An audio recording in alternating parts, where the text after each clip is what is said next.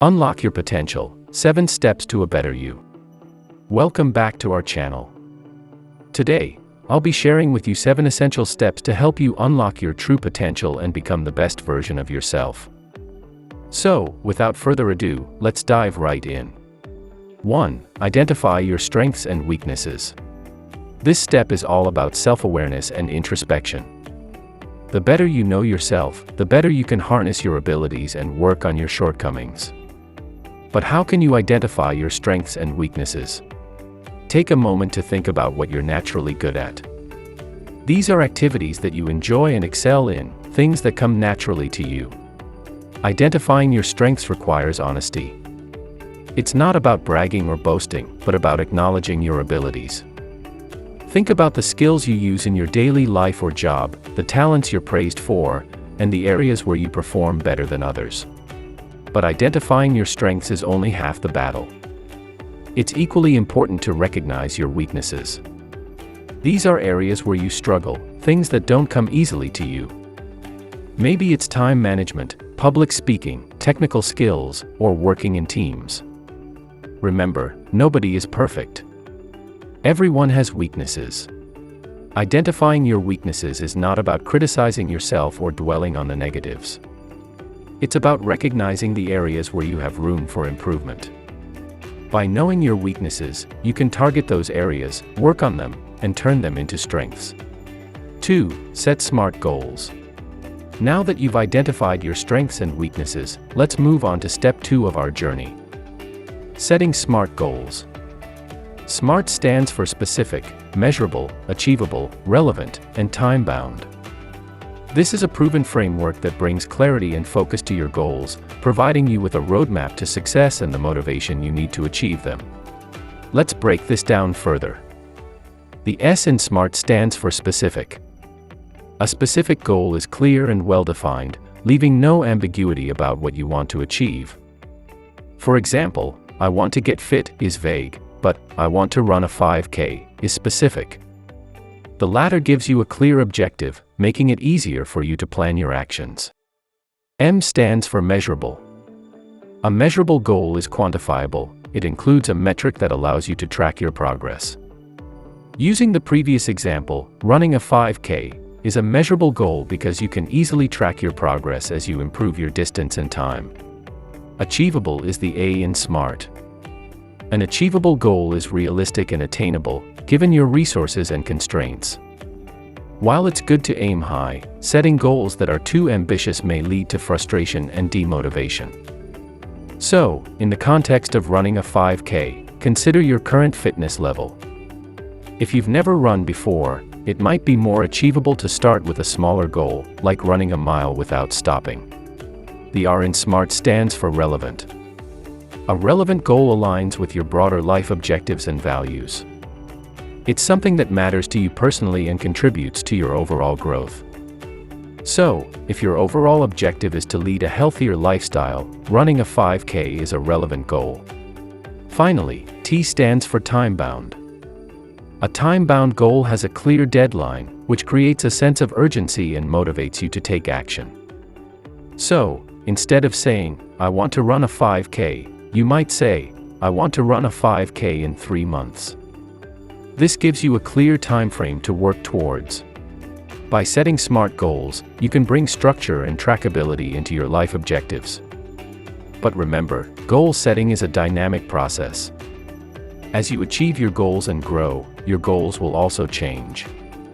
So, revisit and revise your goals periodically to ensure they remain relevant to you.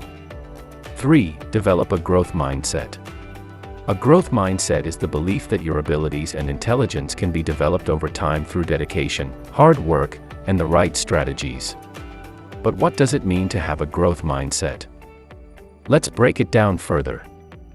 It involves seeing challenges as opportunities, understanding that effort is a necessary component of success, and learning from criticism. It's about replacing the phrase, I can't do it, with, I can't do it yet. The opposite of a growth mindset is a fixed mindset. This is the belief that abilities and intelligence are static and cannot be changed significantly, no matter the effort. People with a fixed mindset might avoid challenges, give up easily, or ignore useful feedback. They tend to view their abilities as inherent, fixed traits that they're either born with or not. But here's the good news. Mindsets are just beliefs, and beliefs can be changed. So, if you find yourself leaning more toward a fixed mindset, don't worry. With conscious effort, you can cultivate a growth mindset. How do you do that? Here are a few strategies. First, embrace challenges. Instead of avoiding them, see them as opportunities for learning and growth. Second, don't be afraid of making mistakes. Instead, view them as valuable lessons. Third, appreciate effort. Celebrate your hard work and persistence, even when the results aren't immediate. Effort is a sign of growth and progress. Lastly, learn from criticism. Instead of feeling defensive or discouraged, try to understand the feedback and use it as a stepping stone for improvement. By adopting a growth mindset, you open yourself up to continuous learning and improvement, which are vital for unlocking your potential. Remember, your potential is not predetermined. It is nurtured and grown over time. So embrace the journey, trust in your ability to grow, and never stop learning.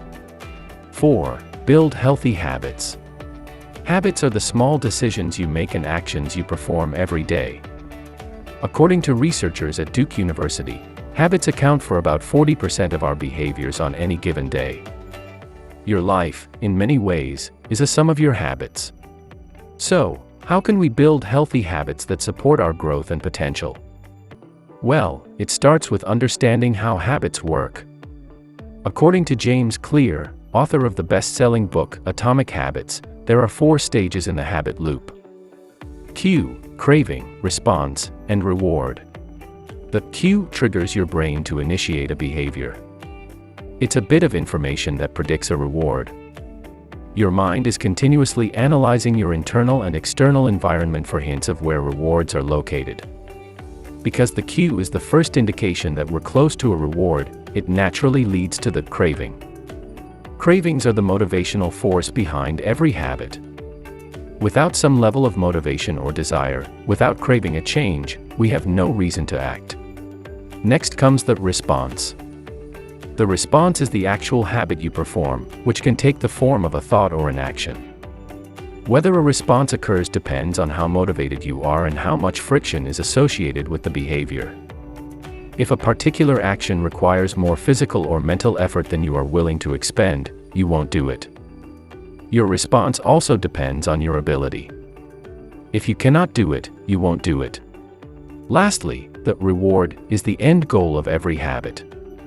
Rewards are the reason we build habits in the first place. We chase rewards because they serve 2 purposes: they satisfy us, and they teach us. The first purpose of rewards is to satisfy your craving. Yes, rewards deliver happiness and satisfaction, but the satisfaction of a reward is temporary. The second purpose of rewards is to teach us which actions are worth remembering in the future. Your brain is a reward detector. As it learns which actions are satisfying, it starts to pay more attention to the cues that precede those actions. Let's take an example. Suppose you want to build a habit of daily exercise. You can start by making your cue obvious. Put your running shoes next to your bed so you see them first thing in the morning. Make the craving attractive. Think about the endorphins rush you'll get after a good workout. Make the response easy. Start with just 5 minutes of exercise a day. Lastly, make the reward satisfying. Allow yourself a nice post-workout snack or enjoy some relaxation time. Remember, the key to building lasting habits is consistency, not perfection. Focus on carving out small actions that can be easily integrated into your daily routine. 5. Network and learn from others. As we strive to unlock our potential, we must understand that we can't do it alone. We are shaped by the people we surround ourselves with, and learning from others is a powerful way to grow and develop. Perhaps you're wondering, how can I effectively network and learn from others? Well, here are a few strategies. First, be open and curious. Show genuine interest in people and their stories. Ask thoughtful questions, listen actively, and strive to understand their experiences and perspectives. Second, seek diverse connections. Try to meet people from various industries, cultures, and walks of life. The more diverse your network, the broader your understanding of the world becomes. Third, look for mentors. Mentors are individuals who have more experience in a certain area and are willing to share their knowledge. A good mentor can provide guidance, offer valuable insights, and help you navigate challenges. Fourth, join communities of interest. These could be professional organizations, clubs, online forums, or social media groups. Such communities offer opportunities to meet like-minded individuals, share ideas, and learn together. And finally, remember that networking is about building relationships. It's not just about what you can get from others, but also about what you can give. Be generous with your own knowledge and experiences. After all, teaching is a powerful form of learning. 6. Take action. So far, we've laid a lot of groundwork for understanding ourselves and setting our path, but now it's time to put everything into motion. Understanding and planning are important, but without action, they are merely intentions. Taking action means making that first step, no matter how small, toward your goals. It means turning your thoughts, your dreams, and your plans into reality. It's about breaking inertia and pushing forward. Taking action can seem intimidating, especially when we're faced with a significant goal or challenge. You might feel overwhelmed or uncertain about where to begin. That's normal. The key is to start small. Break down your goal into smaller, manageable tasks, and tackle them one at a time. Remember, every journey starts with a single step. Another crucial part of taking action is overcoming fear. Fear of failure, fear of judgment, fear of the unknown. These are common hurdles that can hold us back. It's essential to acknowledge these fears, but don't let them control you.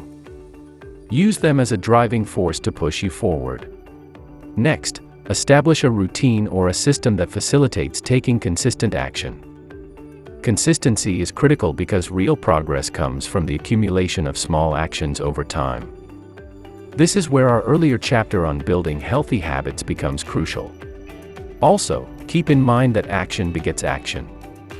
Once you start moving and see the fruits of your efforts, it motivates you to keep going.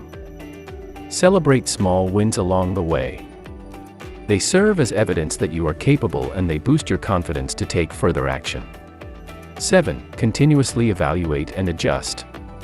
This is a crucial stage in unlocking your potential, and it's a stage that never truly ends. As we've established throughout this journey, personal development is not a one-time event but a continuous process. Evaluating your progress is about reflecting on your actions and their outcomes. Are you moving towards your goals? What's working well? What's not working, and why? This evaluation is not about being hard on yourself or focusing on failures. Instead, it's about gaining a clearer understanding of your journey and using that understanding to fuel future growth. Regularly take a step back to assess your progress. You might do this weekly, monthly, or at whatever interval suits you best. Keep track of your achievements, however small they may seem. Celebrate those wins. They serve as evidence of your ability to grow and move forward. But evaluation isn't just about looking at what's already happened. It's also about looking forward. Based on your progress and experiences, what do you need to adjust? How can you refine your approach to better support your growth and potential? Adjusting your approach is a natural part of the process. You might need to rethink your strategies, alter your routines, or even shift your goals. Remember that it's okay to change course. Sometimes, our initial plans don't work out, or our goals evolve as we grow. The key is to stay adaptable and open to change. And there you have it, friends. The 7 essential steps to unlock your potential and become the best version of yourself. Remember, this is a journey, not a destination. Thank you for watching, and as always, remember that you are capable of more than you know. Keep striving, keep learning, and keep unlocking your true potential. See you in the next video.